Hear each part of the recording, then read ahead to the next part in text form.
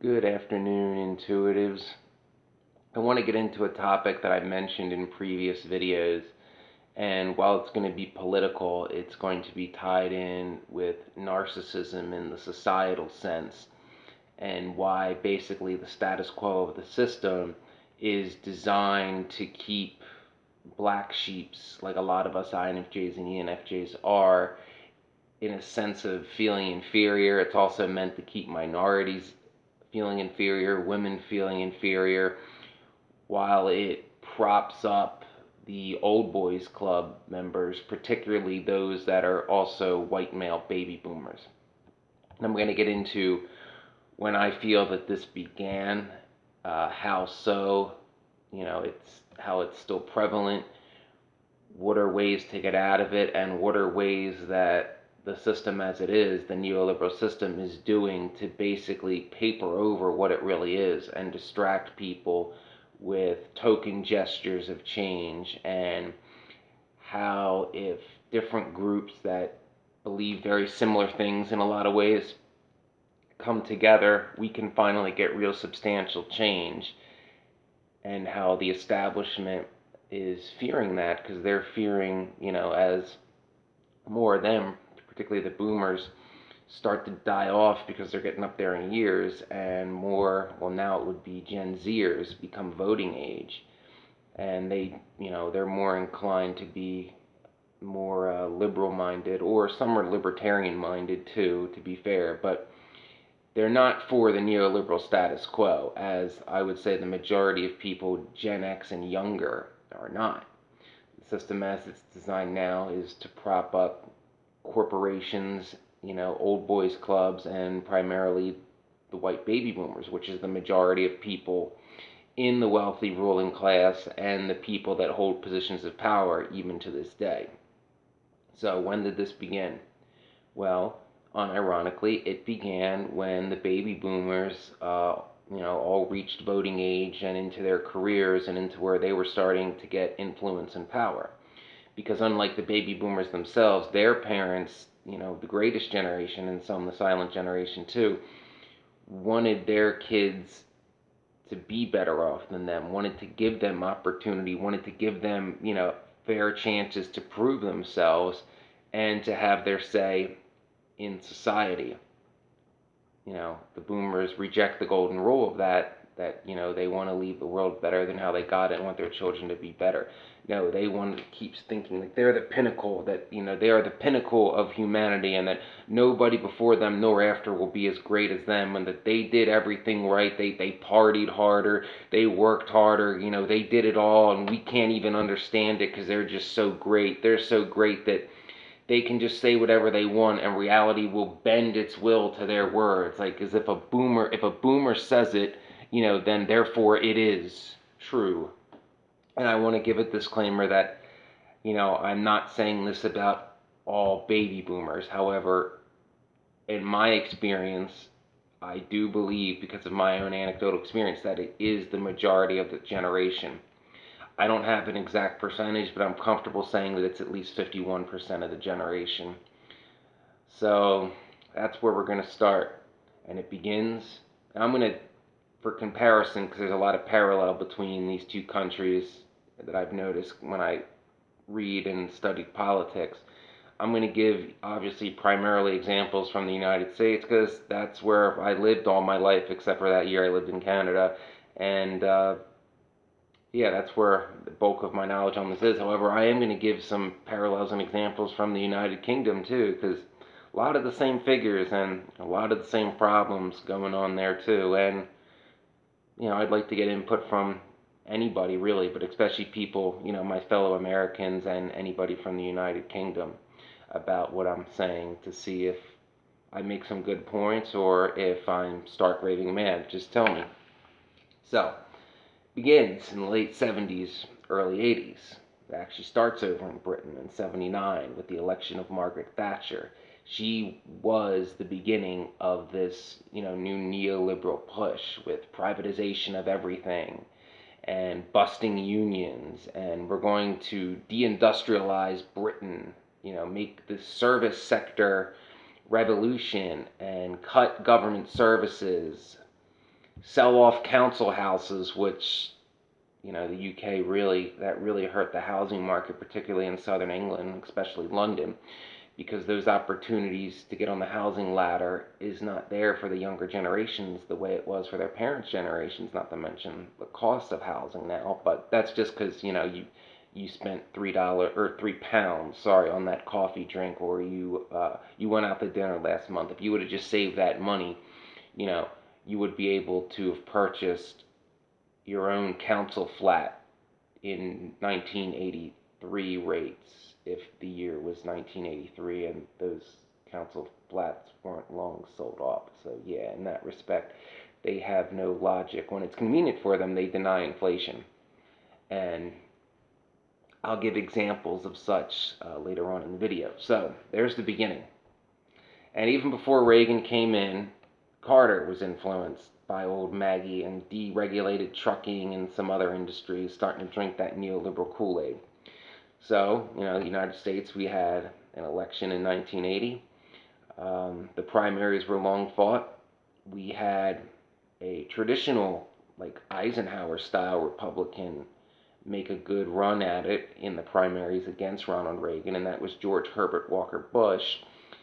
He wanted to make some Republican-like changes, but he wasn't looking to blow up the post-war consensus, the Keynesian demand-side capitalism, which is what I believe in, by the way, that existed from the 1930s up until Reagan came in '81 in the U.S. But really, it in a lot of ways lasted until Reagan's second term because it was his second round of tax cuts for the wealthy that really broke the system, and I'll explain that in a little bit when we get to it chronologically. But George Herbert Walker Bush, for all that he is, he would have been a much better option than Reagan. He famously said in one of the primary debates that Reagan's economic plan, the Laffer curve or supply side economics, he called it voodoo economics and that it wouldn't work. And history has proven George Herbert Walker Bush right in that respect. And he, to some degree, undid it when he became president in 1989, and I'll briefly mention that too. But, so Reagan gets in, starts busting unions, lowers the top tax rate from 70% to 52%, and I want to give a little background on the tax rates in America. So we have what's called progressive taxation here, and the rate you pay changes based on your income. But like some of the propagandists, like Sean Hannity, will tell you lies about how it really works. So, as a lot of people think and understands, we'll use it in the context of 1981. 52% was the highest rate. So, and I don't know exactly where that kicked in. I think it was around $5 million, so we'll just stick with that for my example. It's not really important. So some people would be led to believe that if you made, say, $10 million in 1981, that automatically the federal government's going to take a little more than half. And that's just not true. The way progressive taxation works is, like, say, for example, I make $60,000 as a firefighter, and somebody else, a CEO makes 20,000. Well, that first 60,000 that the CEO makes is going to be taxed at the same rate as, say, me or someone else who only makes $60,000, and it'll continue to go up. So if you are in that top bracket, which in 1981 was 52%, and as I said, for example purposes, I'm saying it kicked in at $5 million, it would be the money you make after $5 million that would be taxed at 52%. So not the first $5 million, that would be taxed at lower rates as it goes up the ladder. It would be all income earned after that. So it's not, what a lot of people tend to say it is. But neoliberalism came in the United States and Britain, and welfare was reformed. As I said, unions were busted. There was a big recession, but the private sector in Wall Street and things like that had a boom with all the deregulation, and a lot of people were impressed by that. However, there's a danger with that. Voodoo economics leads to boom bust cycles, and there's a history of that. They did, this whole voodoo economics idea that Reagan ushered in was not new. It was done in the 1920s. It resulted in a big crash. It was done by Reagan. It resulted in the savings and loan crisis. It was done by George W. Bush. It resulted in the recession. It never works. It never works long term. It wasn't designed to. And while Reagan lowered the taxes on the top 20% of people, and they made a boatload, CEO pay ballooned from about 30% of the average worker's pay, and this is someone who was probably working a union job, and that person was able to support a family on that sole income because that's how the system was designed back then. So more people are in poverty, particularly minority populations, and Reagan said that by reducing and unleashing the beast of capitalism, that it would give more revenue to the government. It didn't. He, in attempts to try to make up for that, after his second term in 1985, when he really got away, for the first term, it didn't really exacerbate it because a top tax rate of more than 50% is still demand side economics. However, when he lowered it to 28 and continued to deregulate while exploding spending on specifically the military, because got to fight that proxy war against the Russians via arming the Mujahideen, because that's a great idea. That's not going to cause problems. Anyway, he was obsessed with Soviet Russia, which was in decline at this time and was on its way to failure anyway. There was really no need to spend a bunch of money that could have been rebuilding America in fighting a proxy war against a nation that was running out of resources and on its way out anyway by this time. All right, so that happened. He rose payroll taxes 12 times. He shifted the tax burden onto the working and middle class and away from the wealthy. I don't want to get too deep into the details here, but the result, and you can look it up, he tripled the national deficit in 8 years. So it was about $800 billion when he came in the office. He left, it was almost $3 trillion. So obviously, voodoo economics didn't do what he said it was going to do. It certainly didn't trickle down. So you have this big shift to the right in the United States and Britain. And the left-wing parties, the Democrats and the Labor Party, they're losing seat after seat, election after election. In the United States then in 1988, George Herbert Walker Bush, who was Ronald Reagan's vice president, was elected to the presidency. He was more moderate, although he kind of caved to the Reaganite wing of the Republican Party that now had the majority of seats in the Congress. There were some old school moderates like him still around, but they were becoming less and less. So he kind of caved to some of the Reaganite ideals, although he did, much to the dismay of his party, raise the top tax rate from 28% to, I believe, 35 or 36 in 1990, and that was to help recover from the savings and loan crisis that happened at the end of the Reagan administration, which Bush inherited. All right, so that goes on for another 4 years, and things are getting worse. In 4 years, Bush adds roughly another $1 trillion to the national deficit. And people may think that's not that much money today, but go on an inflation calendar and figure out exactly how much money that would be today, considering it was 1980s and early 90s dollars. So there's been a lot of inflation. That people were catching on during that after 12 years of Reaganomics, and people were worried about all the deregulation and outsourcing. So that led to a populist, Ross Perot, coming into the picture with United We Stand, and his main thing was to fight against NAFTA. He did not want NAFTA, and rightfully explained what it would do to the American working class. And his infomercials from back then are on YouTube, as are the debates from 1992. Ross Perot, for all his flaws, in my opinion, was the best choice we Americans had in 92 between Bush Sr., Clinton, and him.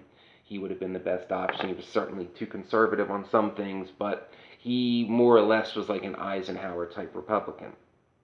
Now, what did happen in the 80s is there was that rise in Wall Street and corporate cash and, hedge funds and all that. And most of that wealth went to the baby boomers. That's why the 80s were known as a decade of excess. Drug use was through the roof, STDs, and it was all this like quick, easy, in a lot of cases, dodgy, shady money coming in that led people of predominantly a certain age who were really hitting their stride, like in their 30s and 40s in their careers, to live a life of excess, and things like embezzlement were through the roof. Predatory capitalist groups became legal. Like, for example, a lot of people in the United States are probably familiar with Mitt Romney and Bain Capital. So prior to Reagan, companies like Bain Capital weren't legal. And basically, what Bain Capital does is it buys a company, like let's say a factory, loads it up with debt, and then sells it off, has it shipped to another country, and then the investors of Bain Capital run out the back door with all the money while all the workers are now out of a job. That was illegal prior to Reagan. That's predatory capitalism. So that's somebody making a quick buck by basically artificially inflating a company and making people, probably in a union with families, think that they still have a job that can pay the bills, and then load it up with debt, have the business fail, sell the company off to somewhere where they can exploit what is essentially slave labor, and they make a pile doing it. So you had things like that going on. Across the pond, old Maggie was privatizing every nationalized industry she could. People who had over there who had, like good paying government jobs that would have came with a nice pension were out of work. She shut down coal mines.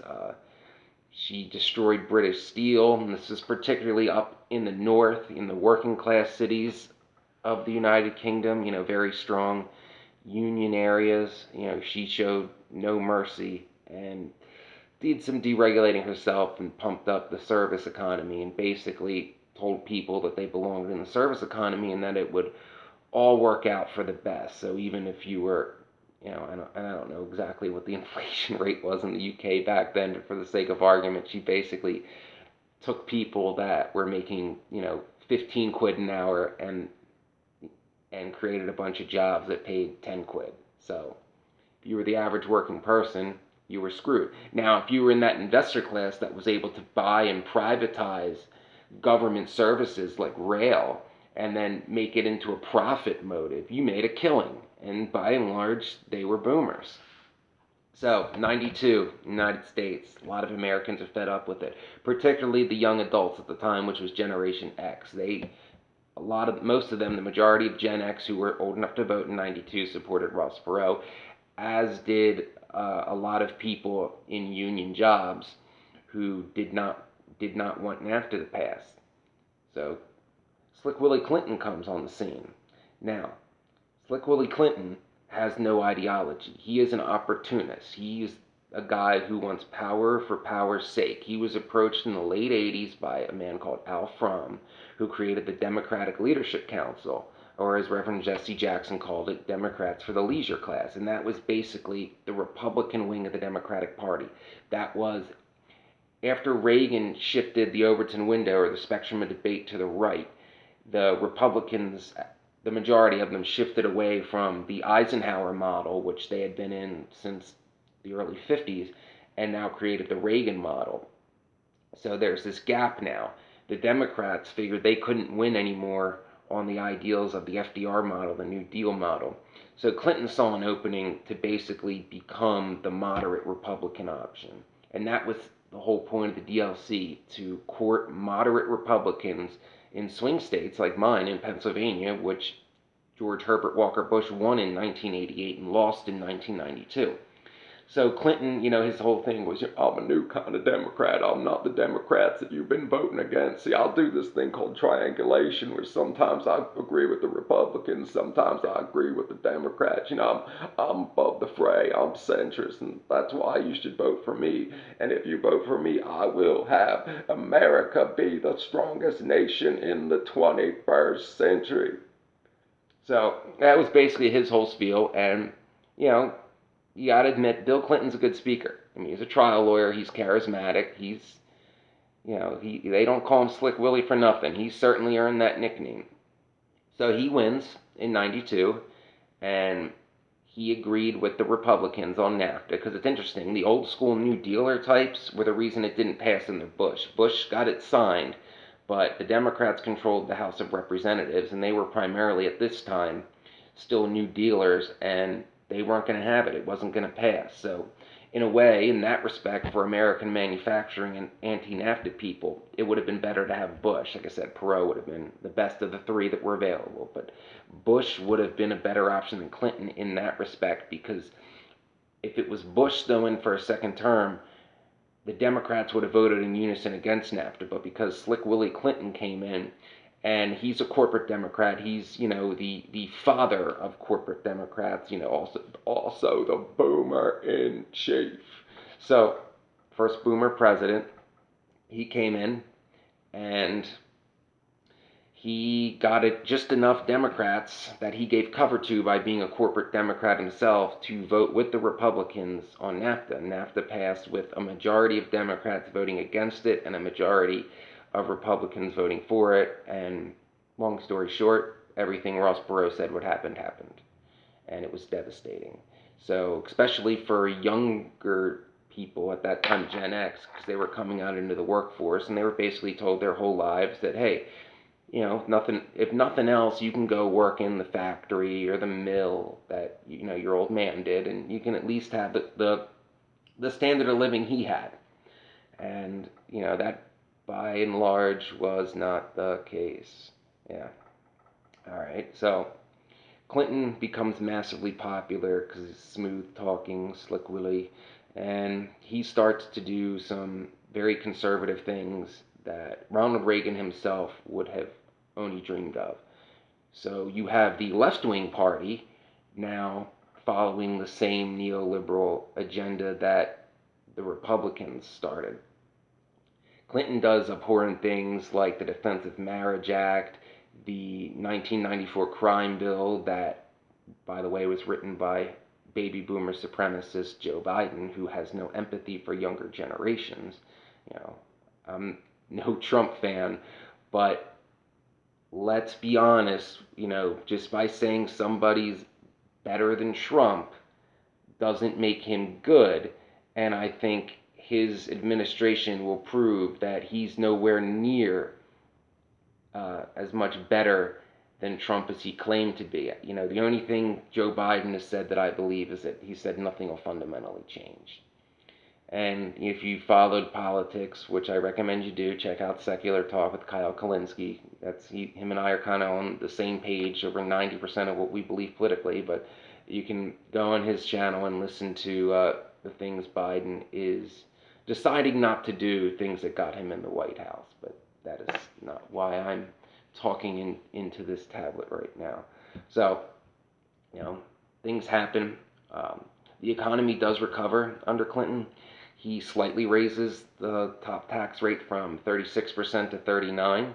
He claims that's ending voodoo economics. It's not, because it's still a top tax rate of under 50%, so it's still in the supply side model. But, his donors didn't want him to do any more.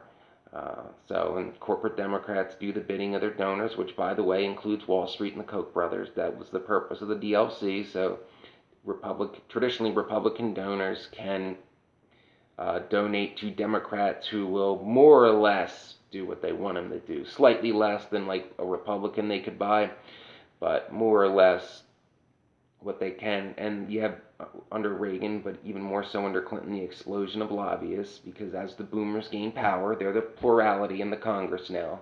They're not the majority yet, but there's more of them than any other single generation.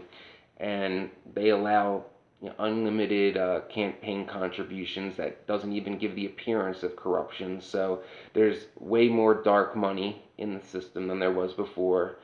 Restrictions are lifted through deregulation to lobbyists, so they're now running the halls of Congress, at a greater number than they ever have before. And that's basically where America's at this time. People are happy. Clinton claims credit for the exploding economy, now known as the Roaring '90s, which, while his policies, like slightly raising the tax rate, helped a little bit, it's more due to the tech boom. That was, the cause of the Roaring '90s, the dot-com boom, the dot-com bubble, which then burst in 2000, 2001, and crippled a lot of younger Gen Xers going into the workforce. So Clinton runs for a second term, crushes Bob Dole.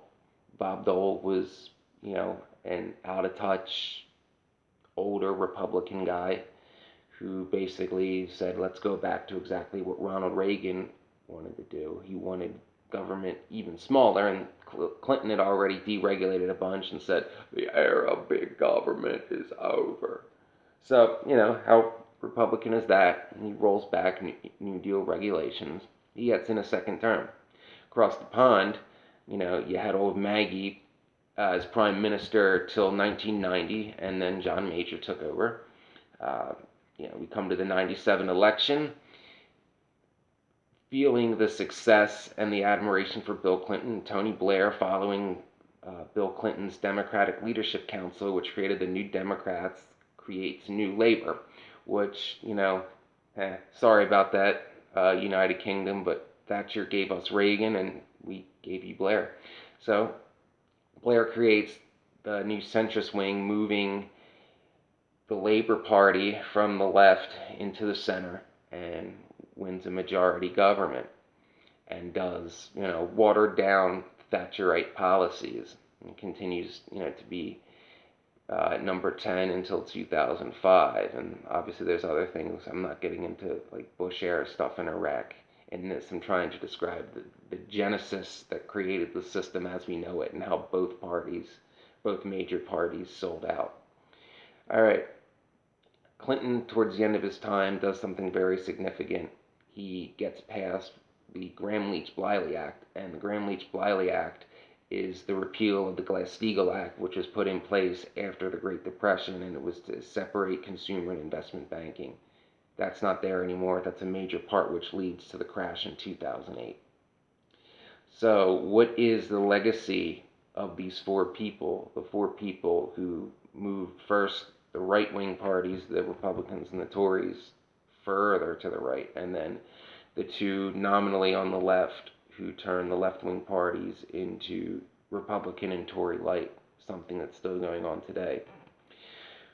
Why is it narcissistic? Well, all this was done to basically enrich the baby boomer generation at the time, primarily in the 1980s and the 1990s, and it was done at the cost of successive generations, and the boomers, at least the ruling class boomers, have no empathy. Joe Biden, for instance, said it himself. During this time, benefits that everyone thought would continue, because it's not like the boomers had to build the system, that their parents built it, they just had to maintain it. In the UK, most boomers were able to go to university for free. In the United States, some states had close to free university, and most states, if you were an in-state student going to a state school, you could easily pay your tuition by working a summer job. Just to give an example of this, because both me and my father graduated from Penn State, him in '79, me in 2010, we did the math one day, and both in-state students, I took what he paid his last year in '78 and put it into an inflation calculator to 2009, and he paid a third. A third. Yeah. The housing bubble came into effect at this time. The cost of housing skyrocketed. Most boomers in where I'm from, a middle class suburb of Philadelphia in the 80s, like when my parents bought their house in 1985, it was $88,000. If you adjust for inflation, that house today would be around $200,000, and similar houses in that neighborhood, because I looked it up, are selling for $350,000. So the younger generation is beginning with Gen X, due to the greed brought on by the baby boomers, which the motto of the Reagan administration was, greed is good. excuse me, acid reflux. But that motto led to them selling out the system that their parents built, and that was the whole point. That's the beginning of how, when uh, political economists like Professor Mark Blyth of Brown University say that the boomers stole their children's future, that's how. And they seem to have no empathy for it. They were lying the whole time as they did it. Bill Clinton himself said, I don't want my daughter to be part of the first generation that do worse than their parents. And Chelsea Clinton's Gen X, and Gen X is the first generation to do worse than their parents, mainly due to the policies of neoliberalism. As I said, housing, universities, union jobs, government jobs, pensions, all for them. All for them. All these benefits, just for the boomers, and everybody else is lazy and doesn't deserve it, and they're superior just because of the year they were born. And that's the system they're fighting tooth and nail to keep in place. Most politicians who have either gotten into the highest office, either the president or the prime minister, has either been a Reagan Thatcherite or a Clinton Blairite. I mean, okay, we'll start with the United States. George W. Bush, Reagan clone. Obama ran as a progressive, and then as soon as he got in the office, because he railed against Hillary Clinton in the primary and rightfully called her out on things like NAFTA, but as soon as he got into office, he went from he's going to be FDR 2.0 to well, I can't do an Obama impression today, but he became Bill Clinton 2.0. Uh, then Trump, he's another Reaganite. Voodoo economics, blame immigrants, blame women. Reagan did a lot of similar things, although Reagan did it through dog whistles, and because he was, just a genuinely sunny, happy guy and a professionally trained actor, he knew how to speak. So, it was a lot more coded back then, like the Chicago woman. Yeah. You read about the Reagan era, you'll know what I mean by that. Who has all these wealth, all these benefits, and it turns out Reagan pioneered just lying, like things. That's when fact checkers started to have a field day. They would just lie, and politicians on both sides have always lied, but from Reagan onward, it's really exacerbated how much they say is lies, and it exacerbated the era of platitudes. You know, so uh, so we have that across the pond. You have Maggie, who ushered in neoliberalism. John Major, who's just pretty much the same thing. Tony Blair, was your Clinton, moved the Labor Party to the center. Gordon Brown, same thing. David Cameron, Thatcherite. Theresa May, Thatcherite. Boris Johnson, Thatcherite. And I would say, Corbyn was not. He tried to change it, but the old boys and the baby boomers weren't having that, so now you have Keir Starmer, who's a Blairite. I'm sorry, I called Gordon Brown a Thatcherite. He's a Blairite, but Blairites are Thatcherites because Blair himself said he was a Thatcherite, and Maggie herself said her greatest accomplishment was creating Tony Blair and New Labour and thus destroying a true opposition party. Yay! Now, all that little history lesson has a purpose. That right there, neoliberalism, is not just the cause of the lack of opportunity for the younger generation, the income inequality, the outsourcing of jobs, the majority of crises we're facing today, specifically economic. It is also responsible for the rise of the far right. Now, I'm from the Rust Belt, so I've seen this. When you destroy working class people's ways they made a living for decades, like if factories go away and mines close, and if the party that's supposed to represent them, the party that's supposed to be the party of the working class, abandons them, Bill Clinton said, they got nowhere else to go, they gotta fall in line. So without giving, they have no empathy for those that have been disadvantaged by these shitty neoliberal policies. Those people get desperate. And when that happens, you see right-wing, faux populist demagogues rise up. People like Trump. Also people like Nigel Farage and Nick Griffin. So a lot of the people that supported these right-wing neo-fascist types are people that normally, prior to the Overton window moving to the right, would have supported the left-wing party. But because those left-wing parties economically move so far to the right that these desperate people, mainly the white working class, they want someone to blame, and right-wing demigods in a lot of ways get them to blame a group of people, whether it's, immigrants or women or whoever, and that just further destroys society. Yes, somebody is to blame. It's the people that have been in power since the 1980s, and by and large, they're not immigrants and they're not women. They're white men, white male baby boomers who have enriched themselves at the cost of everybody else, and they don't give a fuck because they got theirs, which is what the baby boomer generation is all about. I got mine, and whoever dies with the most toys win. And they feel entitled to do so. They truly believe they are this superior class of people. So yes, you can say, oh, Brett, you're blaming the baby boomers.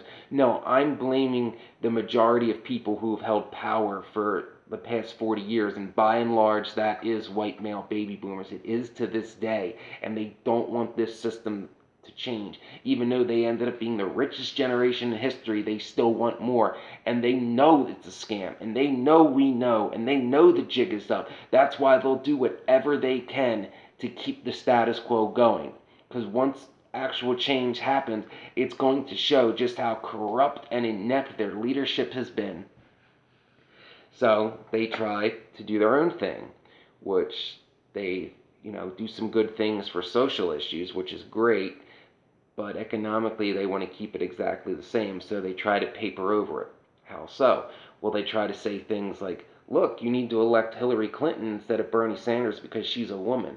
And while I'm all for women in the highest levels of power, it's politics, so the thing that matters the most is your policy.